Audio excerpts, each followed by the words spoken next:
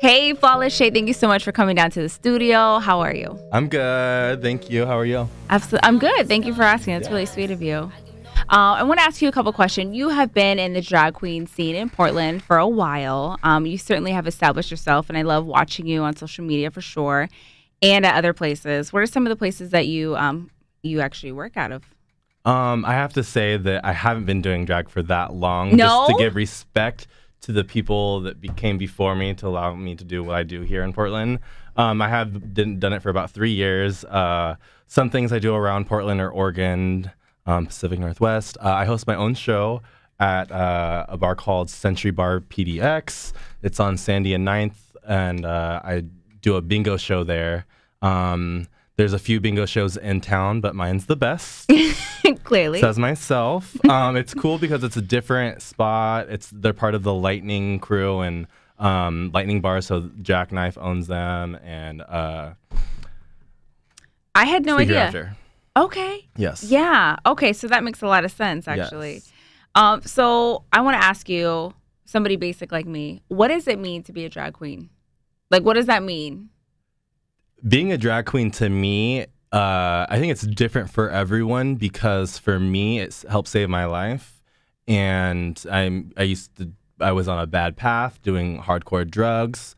And so for me, it means a lot to me because it's something that I can be artistic in. It's something that I can see myself grow in. So you're seeing results from beginning to end where whether it be 3 months, 6 months, whether it be just even 2 hours while you're doing makeup, staring at yourself in a mirror. So drag to me means life because I love doing it. I have fun doing it. I'm good at it. And I love growing from it too. Yeah, it's truly been inspirational. I see you on social media. What's your at Flawless Shade? Flawless.shade on Instagram. Yes, it's so hot. Yeah. So how did you start? How exactly did you start? I know you're into some not good stuff, but then you are like, okay, I found this outlet. So how did that happen? I honestly was just, I was technically really started on Halloween, 3 years? Oh, wow. So you have an exact date. Yeah, I love that. Halloween, and then I know because of my sobriety date on January 5th, I just had it. So it's, oh, congratulations then. Thank you. I appreciate it. So 3 years of just trial and error. Okay. Yeah. Okay. I was looking in a mirror one day at some random person's house and decided I hated where I was. And it was this cliche moment that's always stuck with me and it's always driven me because from that day I decided I wanted to get sober. I went to a meeting and while getting in drag and I just kept doing it from there because I stopped going to meetings after 30 days and I let drag and doing makeup be something I could focus on rather than, I don't know, just not putting myself in a situation where I felt I needed to sulk and feel bad about myself, which is what I kind of feel like what meetings can be if you go to them every single day for a long period of time. But yeah, Halloween and doing bad drugs. So don't do drugs and do Halloween. Unless it's going to result in some type of really cool creative thing that you got going on. Let me ask you, is drag costly? I mean, is it a lot of money to get put on? See, the slang there, what people say is it takes a lot of money for us to look this cheap. And I don't look cheap. But it does take a lot of money. It does. And I am very about, okay, if I need to get to an event, if I'm being booked, I'm like, okay, how am I getting there? How far is it? Just the ride over there. And I am one of those queens where I don't like to do the same face twice because it's something that I enjoy doing. It's part of my brand. And I think that a lot of people that support what I do don't want to see the same things. So I spend a lot of money on makeup. Right. Because I like to try new things. It's a passion of mine too. And it gets definitely costly, but I mean, if you have a passion for makeup, you love doing it, you have to buy things for it. It doesn't matter that much. I don't know. Are there any brands that like have saved your life or that you use consistently? Like, I gotta have this. I think when it comes to brands, I think the sister of brands would be Technique because once you learn technique, you can kind of use anything, any brand to make do. I do love a good like a MAC pencil. I love Urban Decay eyeshadows. I still am using a lot of my makeup, like in terms of eyeshadows and palettes, that are still what we call in the gay drag community as fish. Very fish. Explain fish drag. that. Yeah. A fish drag is a real woman. When you're trying to look like a real woman, Okay. is fish drag. As opposed to okay. Fish smells. ... Okay. So it's So we easily call it detectable. fish drag. So when it's fish, it means like, oh, you're a real woman. Okay. She needs to go. Oh, she didn't go. Thank you for telling me. Yes. She's fish. It means that she's trying to pass as someone who is born a cisgendered woman. So that's fish. And so when I say fish makeup, I mean makeup that is is not catered to either gays, queers, LGBT, like drag queens, but is for women. Thank you for schooling me on that. Instead of stage makeup, So I see. Yeah. That makes sense. Thank you for telling me that. Absolutely. I love learning something Education, new. Hey. I almost graduated college. Do you have any significant memories of Embers? I do. I went there a couple times. Yeah, I do. But that was a huge place for LGBTQ and a lot of stuff, actually. So. Yes. I wasn't sure if he was loud. I was like, do we need to be quiet while he's leaving? Nope. So Embers, to me, I definitely, it's pros and cons, and I'll say 50-50. I started my drag there. Okay. I did start my drag there in terms of it being the first place I ever performed. I think the first song I ever did was the Nicki Minaj song "Did It On 'Em," and I lost my first wig on stage on my first performance. I was mortified. I slayed it, but I lost my wig at with the part when it said "used to be here, now you're gone" Nair, and I pointed at the wig and rocked it, and no one ever knew except for some close friends, aka Nick, some like close friends. So I played it off, but I also, after that, my first performance there, I was given the opportunity to be on cast on Thursdays. I was on cast with Annalicious, I forget her last name, but Annalicious, but who first gave me my little audition was Honeybee Heart. Okay. And then so I was on cast for 3 months for a season there, and I learned how to paint my face I met my drag sister and my roommate, Cody / Miss Inanna, and that's how I learned to paint my face, watching him downstairs. And it was definitely iconic for me, because without Embers, and although they didn't pay any of the queens, and it was a free show. There was definitely herstory. There was herstory there where it made you feel like a lot of memories and success, and a lot of memories that happened in that basement at Embers. And before, I know that my birth mom had memories there, and I don't talk to my family doing drag, but I met my birth mom a few years ago, and she came to one of my shows, and she was telling me stories about how it was the spot, and I guess you could go upstairs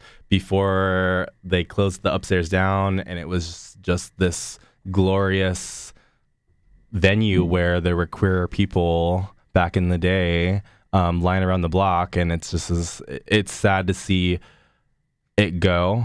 And I can't believe it. It was doing so well, and it was so poppin', like in one of the few places left. I don't know what's going on with these places, but yeah, a lot of memories there. And it was definitely a place where drag queens could go and feel like they had a home or somewhere to start.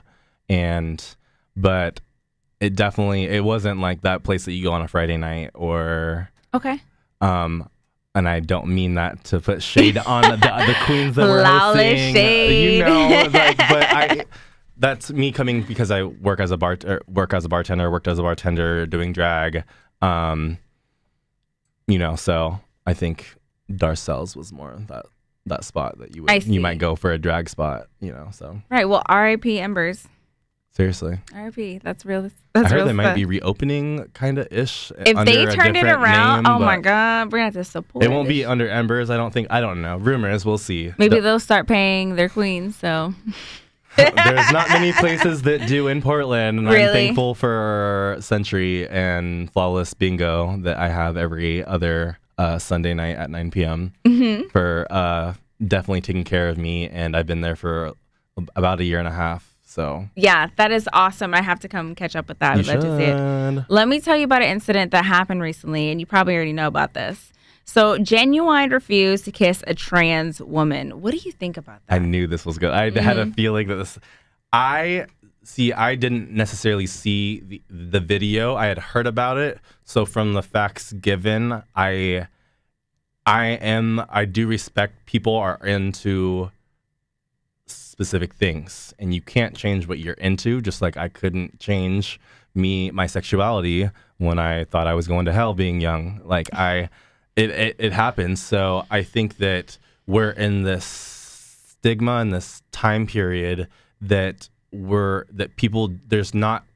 don't know, people that don't know are trans or even in the community of the trans life, because I don't necessarily want to give them their own moment and say that it's not like being gay. It's definitely not like being black. It's not like being black and gay. I don't know what they're going through. I can only imagine gay, black, trans, or gay, trans, and black people that are going through this time period, because I don't know. So I kind of side with Genuine.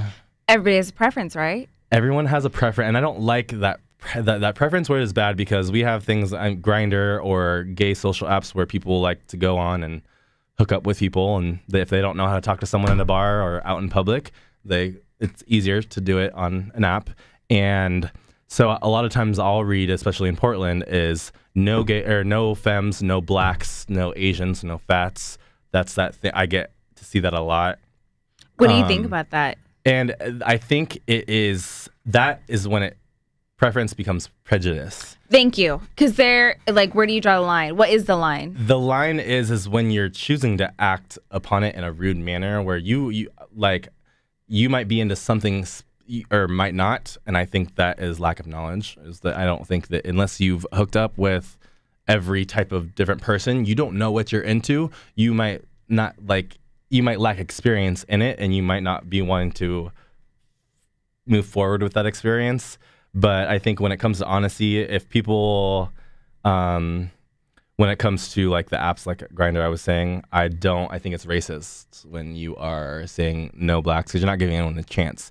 And that you're saying that you will never hook up or date a black person. And that to me is racist, because you're right. Can you say like, hopefully no blacks, or I don't know. There's no right way to say that. You kind of just gotta. There's not a way of saying it, and I think that's why it's this awkward where we all kind of lack knowledge, is that in this time that in the last few years,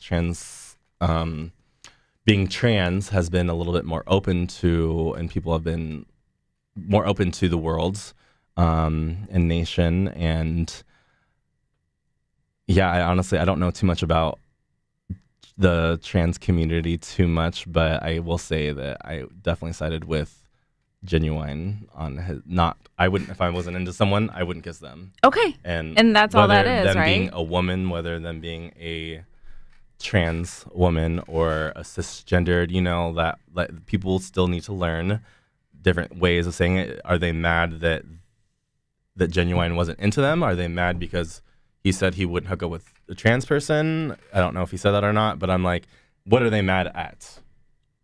I don't know. Okay. That's right. All right. You can definitely be mad at a lot of things. It's classic Portland. Hashtag don't assume my religion. Hashtag don't assume my gender. Hashtag don't assume anything. Right. You talked a lot about it actually already. Your Flawless Bingo at Century. That looks like a lot of fun. So a lot of people play bingo. When I think of bingo, I used to play it with my grandmother when I was younger. But not limited to. I mean, it's not. What I love about my bingo show, because there are others in the city, but I have a show, Flawless Bingo, at a bar that is not identified as necessarily a gay bar. It's not identified as a gay event or night either. So we're taking regular people from Century and Southeast, and we're bringing what my followers and following, and we're collaborating, and it's this event where it's just me hosting it, and we play bingo, and we have awesome prizes. It's usually 3 rounds, and it's like usually a $25 gift card for the first round, like a $50 gift card for the second, and then we've had like $100 gift cards to tattoos. And that's Portland. Yes, that's right. Dope, I know. I love it. Well, there's good drinks and good wings too. So they smoke their wings, they smoke their wangs. Oh yeah, they smoke their wings before, and then they lather them up in some sauce. It's good, really good. But Flawless Bingo is changing too, and we will be doing it for the next like 2 months. But then I'll be doing a variety show where at Century. Where it'll be anything kind of that I want, depending on the month or week. If I want to keep doing bingo, I'll do bingo. If I want to book drag queens and have a drag show, I'll do that. I know that the first thing on the list is having a competition where queens, it's kind of like a RuPaul's Drag Race competition, but in Portland, more local, and where it's not a dragathon, which is what they've had at Scandals before, a drag competition where it's a span over all these girls over 3 months doing all these challenges. Over 3 months? 3 months. And my competition will be only 1 month. Okay. And it'll be challenges that are actually, I think, real, and not who can make the best dress out of a t-shirt in 5 minutes with no scissors. So what kind of competitions were you thinking? I think you'll have to wait and see, but think RuPaul's Drag Race, think local Portland, and think a big prize package, definitely over $750. Ooh. So, for only 4 weeks. I don't know. Oh my God, that's a lot of money. Oh my God, that sounds like fun. Well, is there anything else you want people to know about you or community or what you got going on in Portland? Like anything else? Yeah. I'm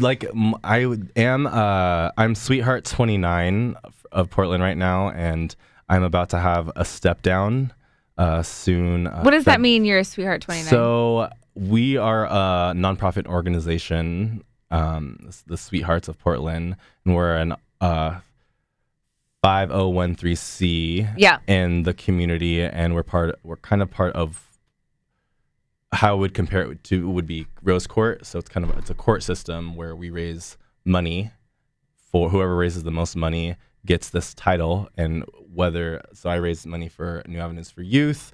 My drag mother has raised money for New Avenues for Youth, just like small and or big charities that we can raise the most money for. And my year, I raised a little over $1,000 last year when I won the crown. Wow! Congratulations! Thank you.